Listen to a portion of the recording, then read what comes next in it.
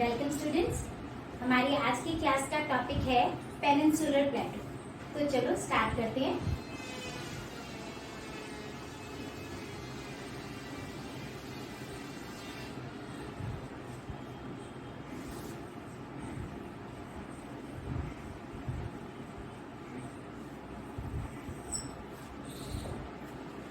देखो, पेनिनसुलर प्लेटो दो टर्म से मिलकर बना हुआ है। एक टर्म है आपकी पेनिनसुलर और दूसरा है प्लेटो। पेनिनसुलर क्या चीज होती है? ऐसा लैंड मास जो कि तीन तरफ से पानी से घिरा हुआ हो। Land mass surrounded by water from three sides.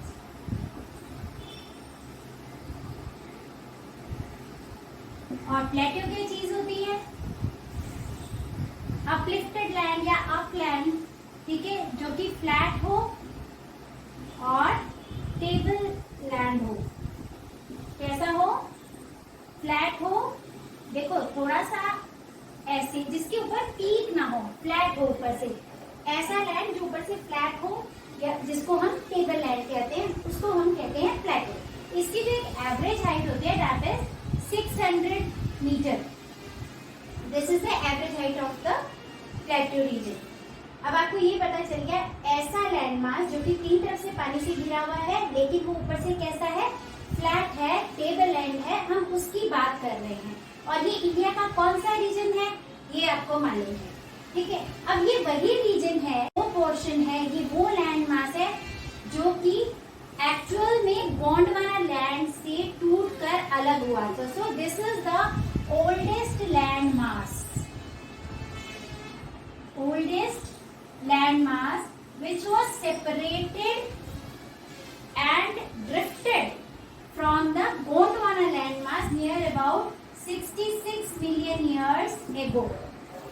यही वो लैंड मास है जो कि पैंजिया लैंड मास के जो दो हिस्से बने थे ना, हमने अंगारा लैंड और गोंडवाना लैंड पढ़ा था, फिर हमने गोंडवाना लैंड में से इंडिया का सेपरेशन पढ़ा था।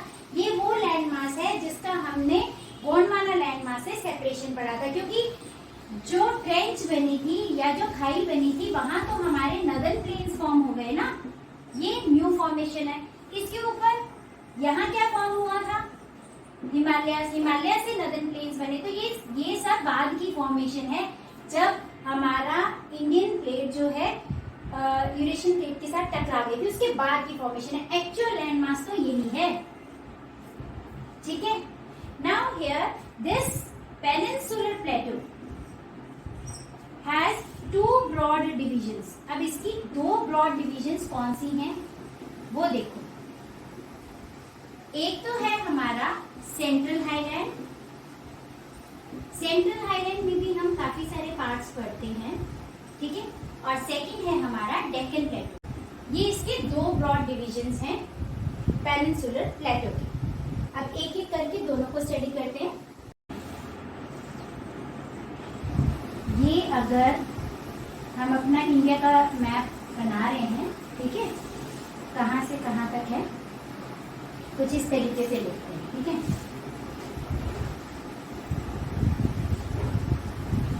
अब देखो स्टूडेंट्स, यहाँ पर है आपके अरावली हिल्स जो कि दिल्ली रेंज तक पहुंचते हैं, ठीक है। कहाँ से? माउंट आबू से। माउंट आबू से लेकर आपका दिल्ली रेंज तक जो है ये अरावली रेंज फैली हुई है, ठीक है। अरावली रेंज के वेस्ट में हमने राजस्थान प्लेन्स पहले पढ़े थे, थोड़े से इस तरफ के वेस्टर्न राजस्थान प्लेन्स हैं, और इसके इस तरफ थोड़ा सा ईस्टर्न राजस्थान प्लेन्स भी हैं या ईस्टर्न राजस्थान हाईलैंड्स अपलैंड्स, ठीक है। यहाँ पर है आपका मेवाड़ का प्लेटो, ठीक है। फिर यहाँ आ जाता है आपका ये पूरा मध्य प्रदेश का एरिया कैप्चर करता हुआ, ये है आपका मालवा प्लेटो। ये है आपका मेवाड़ या मेवाड़ प्लेटो, ठीक है। फिर इसके बाद आता है आपका बुंदेलखंड प्लेटो। फिर आपका आता है इसके बाद, ये है आपका बघेलखंड, ठीक है। फिर आ जाता है आपका छोटा नागपुर प्लेटो। ताजमहल हिल्स। अब समझने वाली बात क्या है कि ये जो पूरा एरिया है ये कितना, ये सेंट्रल हाईलैंड कहलाता है। ठीक है, बेसिकली मालवा प्लेटो को हम सेंट्रल हाईलैंड के नाम से जानते हैं क्योंकि इसने मैक्सिमम एरिया कैप्चर किया हुआ है, plus it is at the centre of India. Madhya Pradesh maximum पूरा मध्य प्रदेश इसने कैप्चर करके रखा हुआ है। ठीक है, इसके जो साउथ में नॉर्थ वेस्ट बॉर्डर जो है वो तो अरावली रेंज बना रही है, ईस्टर्न बॉर्डर छोटा नागपुर प्लेटो बना रहा है, और इसके साउथ में है आपकी विंध्या रेंज। ये क्या है, विंध्या रेंज। इतनी सीधी भी नहीं है वो ये मैंने थोड़ा सीधा सा बना दिया है। ठीक है, ये कुछ ऐसे है विंध्या रेंज। ठीक है, और इसी में विंध्या रेंज के बाद आपकी नर्मदा रिवर, विंध्या रेंज और ये है आपकी नर्मदा रिवर, विंध्या रेंज और सतपुड़ा रेंज के बीच में जो कि फ्लो करती है, ये है आपकी सतपुड़ा रेंज। ठीक है, और यहाँ ही जो है आपकी तापी रिवर फ्लो करती है जो कि बिल्कुल इसके नर्मदा रिवर के पैरेलल में फ्लो करती है, और तापी नर्मदा रिवर के साउथ से जितना भी एरिया है ये आपका डेक्कन प्लेटो माना जाता है। इसको ध्यान से देखिए। अब आप नर्मदा रिवर के नॉर्थ में यहाँ तक ही आपके नॉर्दर्न प्लेन्स है ना, इतना एरिया जो है ये सेंट्रल हाईलैंड है, ये इसके बॉर्डर्स हैं। ठीक है, और नर्मदा रिवर के साउथ में जो एरिया है इतना एरिया जो है ये आपका डेक्कन प्लेटो माना जाता है। ठीक है, डेक्कन मतलब दक्षिण। ठीक है, और ये है आपका सेंट्रल हाईलैंड। अब देखो, ये अरावली रेंज से एक रिवर निकलती है, लूनी रिवर, जो कि रन ऑफ कच्छ में जाके कहीं डिसअपियर हो जाती है। लूनी रिवर और उसकी जो ट्रिब्यूटरीज हैं, यहाँ लूनी बेसिन बनता है। ठीक है, इस लूनी रिवर ने और इसकी ट्रिब्यूटरीज ने यहाँ से अरावली रेंज को बहुत ज्यादा इरोड किया है। ऐसे ही यहाँ से बनास रिवर ओरिजिनेट होती है जो कि बनास बेसिन बनाती है, बनास रिवर का बेसिन। इसने अरावली रेंज का ईस्टर्न पार्ट काफी इरोड कर दिया। ये अरावली रेंज साउथ वेस्ट से, यहाँ से माउंट आबू से स्टार्ट होती है। बेसिक मेन रीजन जो है अरावली रेंज का वो माउंट आबू से लेकर अजमेर तक का है मेन, और अजमेर के बाद दिल्ली रिज तक ये काफी नैरोअर है, यहाँ काफी ब्रॉड है। ठीक है, इसके ईस्ट में हमारा सेंट्रल हाईलैंड स्टार्ट होता है। बेसिकली मालवा प्लेटो से हम काउंट करते हैं छोटा नागपुर तक सेंट्रल हाईलैंड को, but to the west of Malwa plateau, यहाँ देखो ये मेवाड़ का प्लेटो है, यहाँ पर एक्सटेंशन ऑफ मालवा प्लेटो इस हाडोती प्लेटो जो कि राजस्थान कोटा में है। ठीक है, ये ईस्टर्न राजस्थान हाईलैंड है। यहाँ से जितनी भी रिवर्स ओरिजिनेट होती है लाइक चंबा, चंबल, बेतवा, केन, सोन, सारी रिवर्स का क्या है, south west to east, north east direction में जो है फ्लो है। ये फ्लो है, रिवर फ्लो। रिवर फ्लो की जो डायरेक्शन है वो क्या है, south west to north east. क्यों? क्योंकि सेंट्रल हाईलैंड का जो स्लोप है वो उस तरफ है, इधर से उठा हुआ है, इधर से नीचा है। एक्चुअली क्या है, this is just because of this fault. ये जो फॉल्ट बना था at the time of breakage, break हुआ तब ड्रिफ्ट हुई है हमारा इंडियन पेनिनसुलर रीजन। जब गोंडवाना लैंड से ब्रेक हुआ था उस समय यहाँ पर दरार पड़ी थी। ठीक है, उस दरार की वजह से यहाँ पर क्या हुआ, कुछ रेंज भी बनी है। देखो विंध्या रेंज बनी है, सतपुड़ा रेंज बनी, ये दरार है जिसके बीच में से लेटर ऑन यहाँ पर मैंने आपको बताया था जहाँ फॉल्ट होगा वहां पर रिफ्ट फॉर्म होगी, और रिफ्ट से रिफ्ट वैली बनती है with the passage of time. और इस रिफ्ट वैली के थ्रू क्या बहता है, river, that is Narmada river. और इसके नॉर्थ में क्या है, पूरा सेंट्रल हाईलैंड है। अब ये जो एरिया है यहाँ से ये उठा हुआ है और इस तरफ से ये झुका हुआ है, इसीलिए यहाँ की जो रिवर्स की जो स्लोप है वो कुछ ऐसी है। ठीक है, पूरा नॉर्थ की तरफ नहीं है, नॉर्थ ईस्ट की। हमारी डायरेक्शन भी तो ऐसी थी इंडियन प्लेट की, तो उसी तरफ को ये झुका हुआ है। लेकिन साउथ ऑफ नर्मदा रिवर का जो डेक्कन प्लेटो का पोर्शन है ये वेस्ट साइड से उठा हुआ है, और इसकी जो स्लोप है ये है टुवर्ड्स ईस्ट।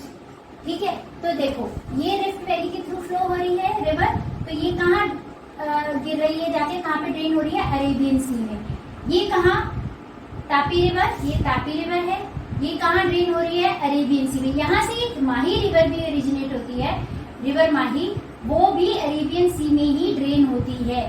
ठीक है, अब हर प्लेटो की अपनी अपनी स्पेशल क्वालिटी है। अब जैसे मेवाड़ का प्लेटो है, ठीक है, मेवाड़ प्लेटो में क्या है, मार्बल है, आपके कोटा स्टोन के लिए काफी फेमस है, बेस्ट कोटा स्टोन यहीं से मिलता है। फिर मालवा प्लेटो में एक ओपियम की जो है एग्रीकल्चर ज्यादा किया जाता है, सोयाबीन वगैरह पल्सेस वगैरह तो लगाई जाती है, बट फेमस फॉर ओपियम। ठीक है, then Bundelkhand Bundelkhand as you all know. Chota Nagpur प्लेटो का तो आप 6, 7, 8 से पढ़ते आ रहे, it is a mineral rich plateau. ठीक है, अब यहाँ पर ये इसका सेंट्रल हाईलैंड का ईस्टर्न बॉर्डर है, ये वेस्टर्न बॉर्डर है, ये सदर्न बॉर्डर है और ये नॉर्दर्न बॉर्डर है। ऐसे ही डेक्कन प्लेटो का जो है नॉर्दर्न बॉर्डर क्या है, नर्मदा रिवर के साउथ से जितना भी पोर्शन है, यानी कि ये बॉर्डर है। ठीक है, उसके बाद में इसका जो वेस्टर्न बॉर्डर है दैट इज वेस्टर्न घाट, और ईस्टर्न बॉर्डर क्या है, ईस्टर्न घाट। ठीक है, इसका जो मीटिंग पॉइंट है दैट इज कन्याकुमारी या नीलगिरीज। घाट्स का जो है बॉर्डर है दैट इज नीलगिरीज, नीलगिरीज में मिलते हैं। ठीक है, बाकी Kanyakumari is the last point.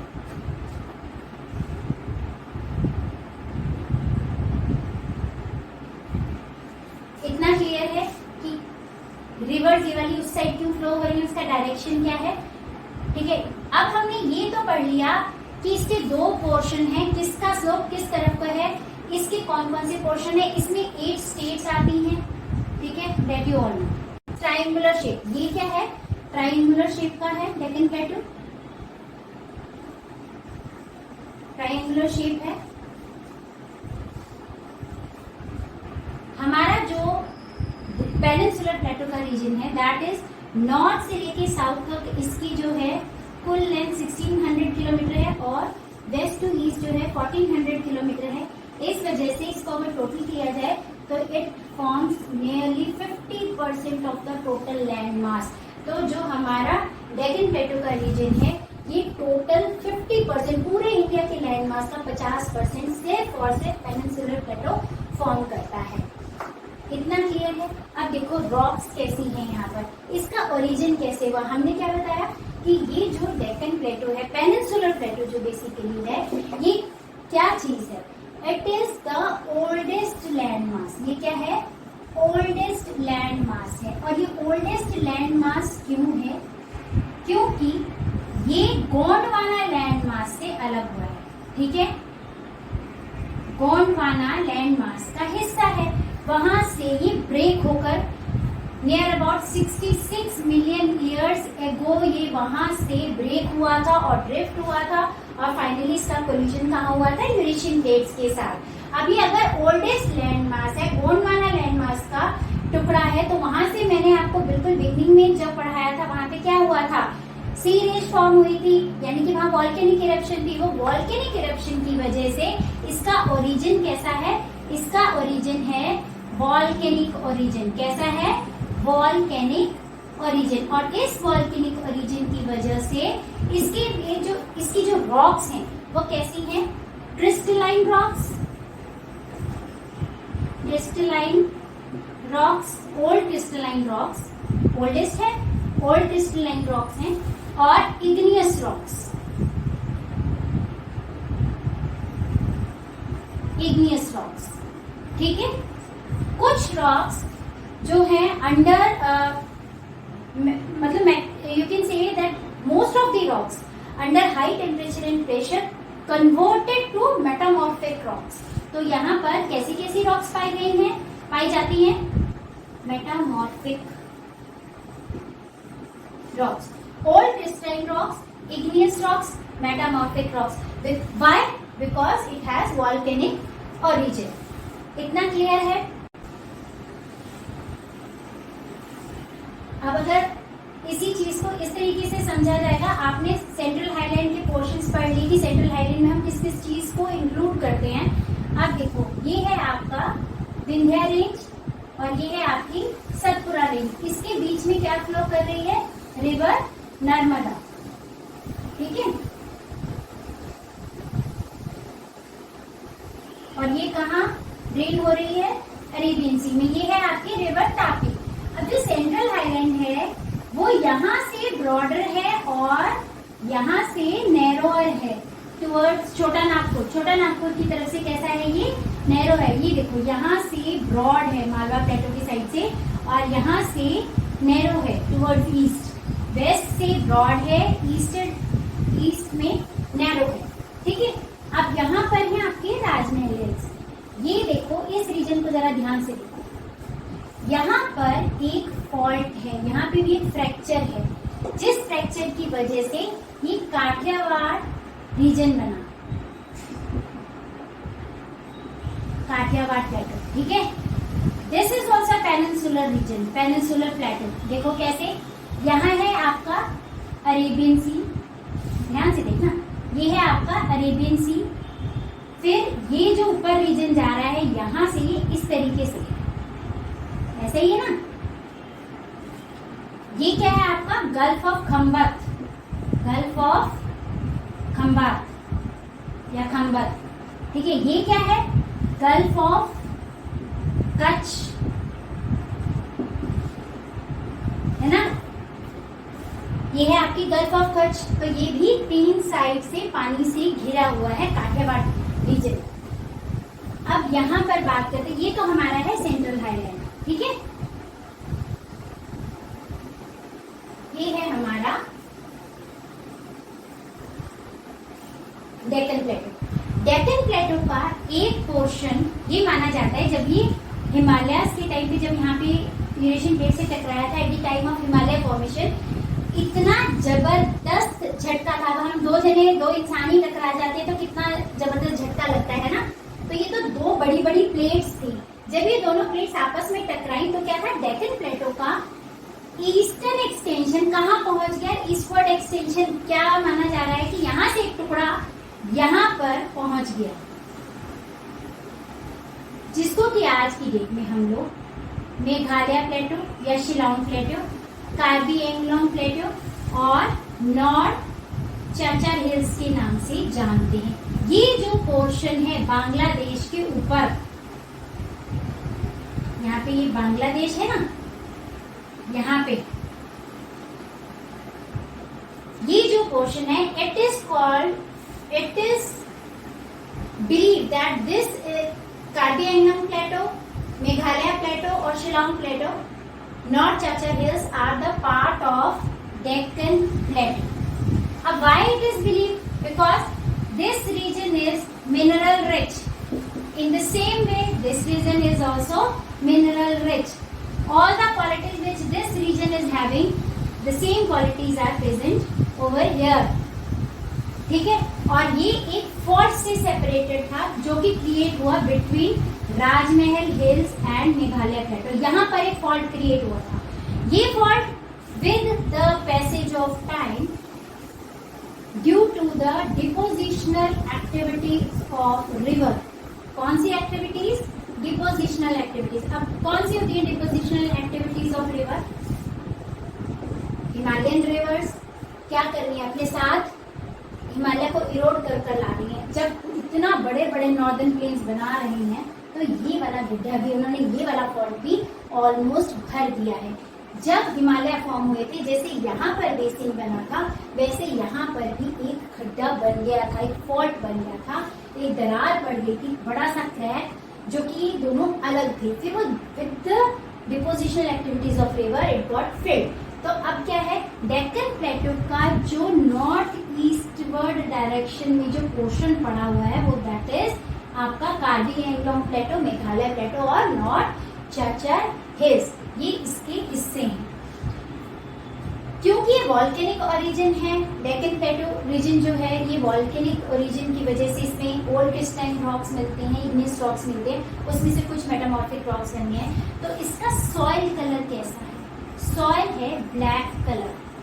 Basically Deccan trap का जो है कलर, यहाँ पर ज्यादा ब्लैक सॉइल मिलती है, क्योंकि यहाँ पे माना जाता है कई बार लावा उस फॉल्ट के थ्रू बाहर आया है। यहाँ पे जो दरार थी कई बार आया, एक बार लेयर बिछ गई और उसके बाद में वो ड्राई अप, ठीक है। फिर उसके बाद में फिर से जब ये प्लेट जा रही थी नीचे फ्रेंच हॉटस्पॉट था, तो वहां से भी लावा जो है इसमें आ गया, फिर अगेन वो कवर अप हो गया। ऐसे कई लेयर्स बनी हुई हैं, that is it is called Deccan trap.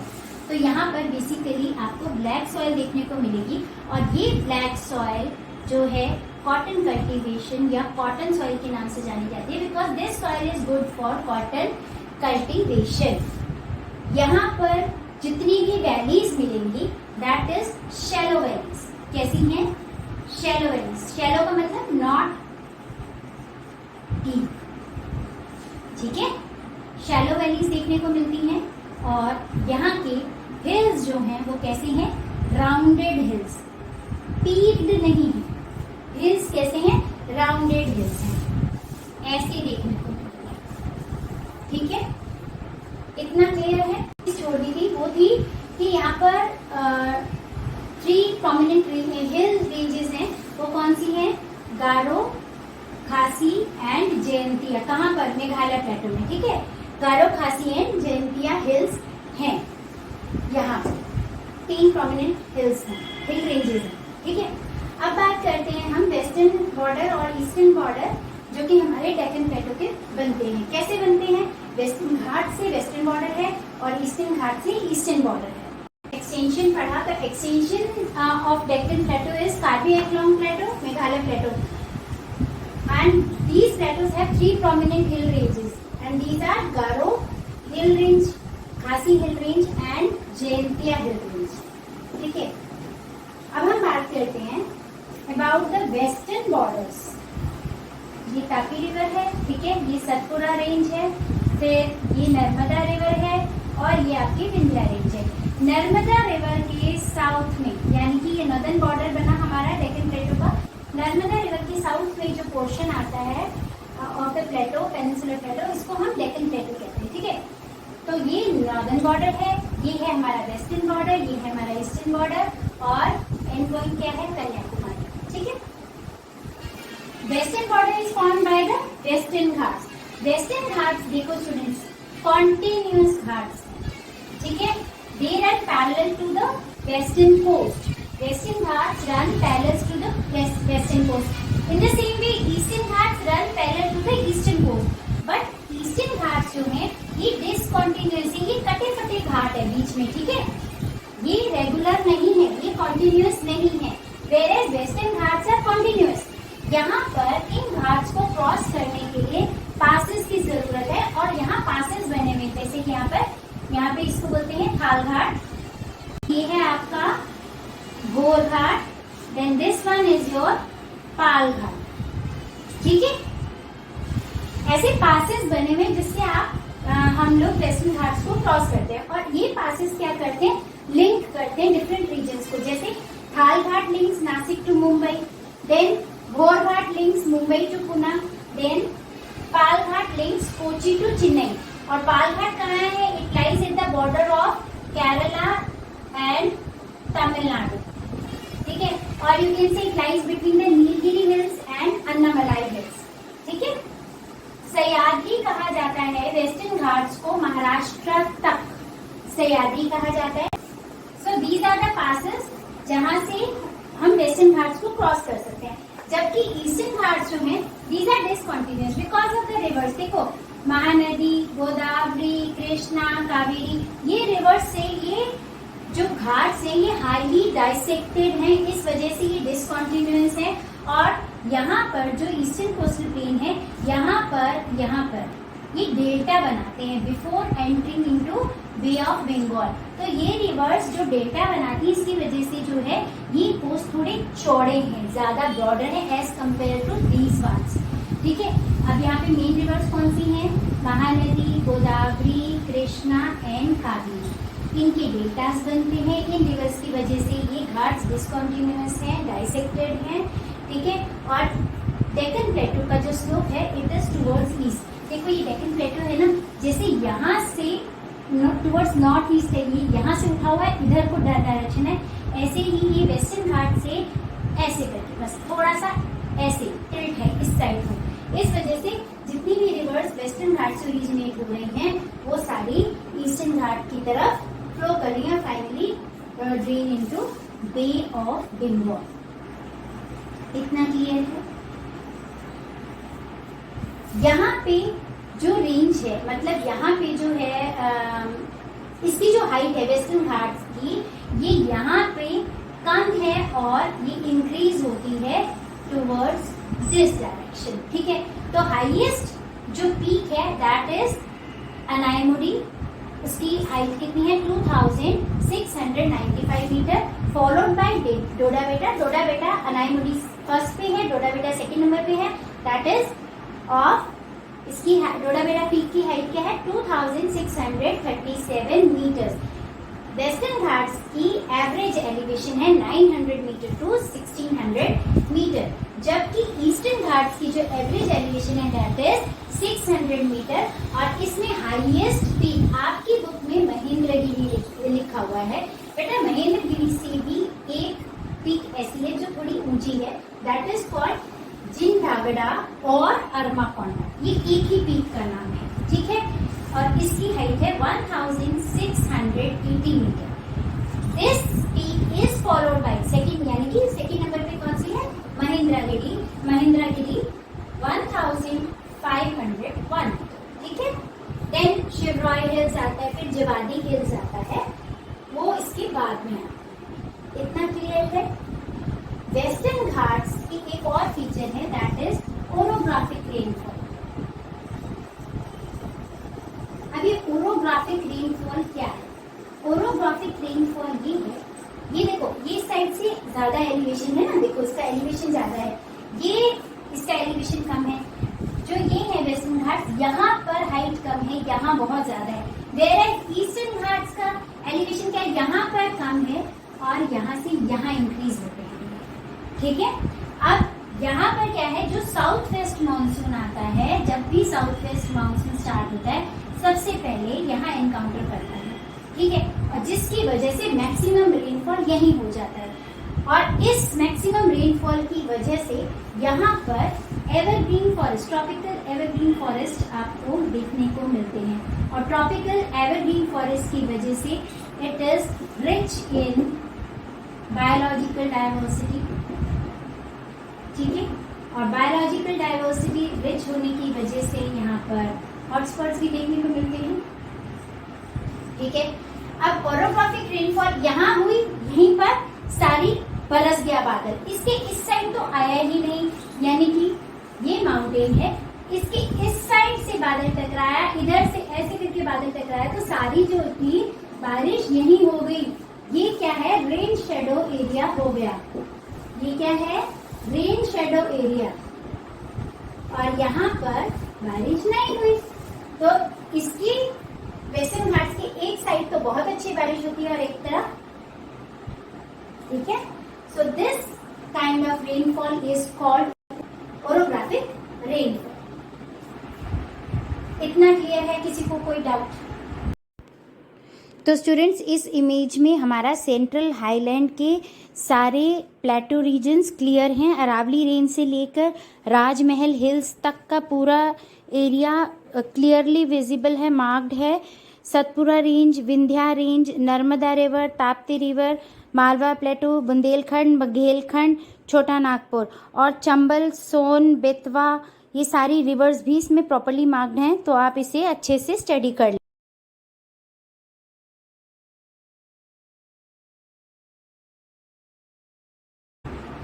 So this is all about today's class. Bye.